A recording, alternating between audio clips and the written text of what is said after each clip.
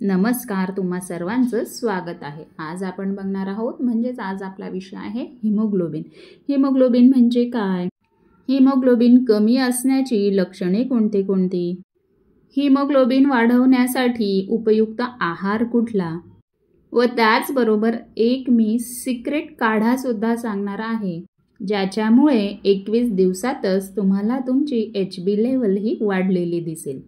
तर हिमोग्लोबिन हा एक प्रकारचा प्रोटीन असून तो आपल्या रक्तात असलेल्या लाल पेशींमध्येच म्हणजेच RBC मध्ये आढळतो। याचं मुख्य कार्य म्हणजे ऑक्सिजनचे वहन करणे, म्हणजेच फुफ्फुसांमधून ऑक्सिजन शोषून ते संपूर्ण शरीरात पोहोचवणे आणि कार्बन डायऑक्साईड परत फुफ्फुसांमध्ये आणून टाकणे। हे हिमोग्लोबिन 4 प्रोटीन चेन म्हणजेच ग्लोबिन चेन्स पासून बनलेले असतात, 2 अल्फा आणि 2 बीटा। प्रत्येक चेनमध्ये एक हिम भाग असतो ज्यामध्ये आयन असतो। हाच आयन ऑक्सिजनशी बांधला जातो। आता बघूया नॉर्मल हिमोग्लोबिनची रेंज किती असावी। पुरुषांमध्ये 13.5 ते 17.5 असावी, महिलांमध्ये 12 ते 15 पॉइंट असावी, मुलांमध्ये म्हणजे 1 ते 18 वर्षांपर्यंत 11 ते 16 पर्यंत असावी व गरोदर महिलांमध्ये 11 पेक्षा जास्त हिमोग्लोबिन आवश्यक असते। आता बघूया हिमोग्लोबिन कमी असण्याची लक्षणे कोणती कोणती असतात। पहिलं तर अत्यंत थकवा वाटणे। शरीरात ऑक्सिजन कमी पोहोचल्यामुळे पेशींना ऊर्जा मिळत नाही। दिवसभर झोपूनही किंवा रात्रभर झोपूनही तवाने वाटत नाही। थोडं काम केल्यावरही लगेच थकल्यासारखं वाटतं। दुसरी जे लक्षण आहे ते म्हणजे श्वास घेण्यास त्रास होतो। थोडं चाललं तरी दम लागतो। जिने चढताना किंवा शारीरिक मेहनतीच्या वेळी श्वास कमी पडतो। काही वेळा शांत बसल्यावरही छातीत जडपणा जाणवतो। पुढील जे लक्षण आहे ते म्हणजे हृदयाचे ठोके वेगाने होतात। शरीरात ऑक्सिजन पोहोचवण्यासाठी हृदय अधिक झपाट्याने काम करतं, त्यामुळे हृदयाची धडधड वाढते। कधी हृदयात धसकाही जाणवू शकतो। त्यानंतरचं लक्षण म्हणजे त्वचा फिकट किंवा पांढरी पडते। विशेषतः ओठ, जीभ, नखांच्या आतील भाग हे भाग फिकट दिसू लागतात।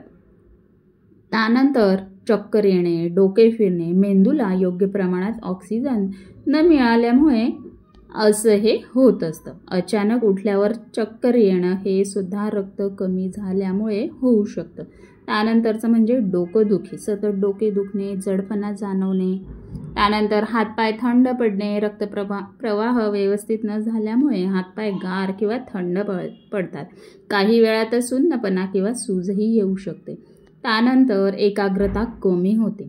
मेंदूला ऑक्सिजन कमी मिळाल्यास लक्ष केंद्रित करणे कठीण होते। अभ्यास किंवा कामात लक्ष लागत नाही।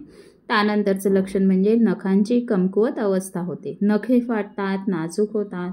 काही वेळा नख चमच्याच्या आकारासारखी आत वाकली जातात।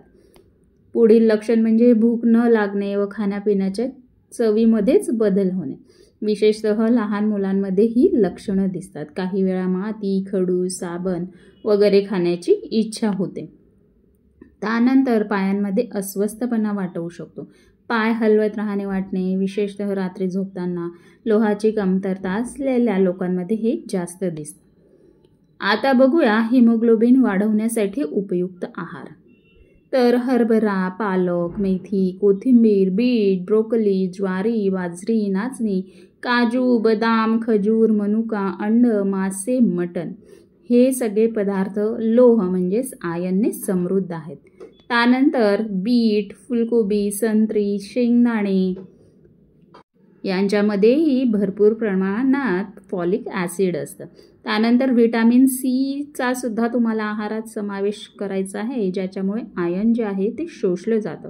त्याच्यामध्ये लिंबू, संत्री, आवळा, टोमॅटो तुम्ही खायचं आहे। व आता वेळ आहे सिक्रेट काढा सांगण्याची, की जी तुमची हिमोग्लोबिनची लेवल 21 दिवसातच वाढवेल। तर त्यासाठी तुम्हाला करायचं आहे, लाल जास्वंदाच्या 5 ते 6 पाकळ्या 2 कप पाण्यामध्ये उकळवायला ठेवायच्या आहेत। पाणी आटून अर्धा कप शिल्लक राहिलं त्यावेळेला गॅस बंद करून हा काढा गाळून घ्यायचा आहे।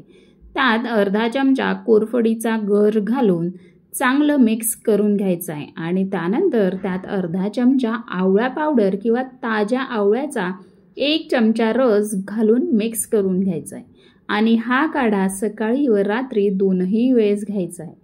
याच्याने रक्त तर वाढतंच, त्याचबरोबर रक्ताचा पोत सुद्धा सुधारतो व त्याचबरोबर जास्वंद हे आवळा व कोरफड हे केस, त्वचा यांचं सुद्धा आरोग्य सुधारतो।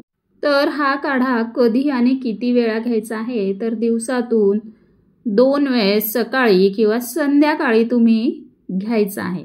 सलग 21 दिवस घ्या, मग काही दिवस थांबून पुन्हा सुरू करू शकतात।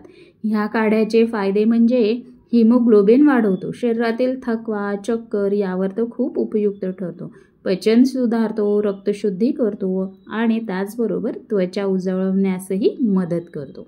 तर ही होती संपूर्ण माहिती व सिक्रेट काढा। तर नक्कीच सांगितलेले पदार्थ आहारात समावेश करा व हा काढाही तुम्ही 21 दिवस घेऊन बघा व काय फरक जाणवला हे कमेंटद्वारे नक्की कळवा। तर पुन्हा भेटूया अशाच नवनवीन माहितीसह। तोपर्यंत स्वस्थ रहा, मस्त रहा, आनंदी रहा। धन्यवाद।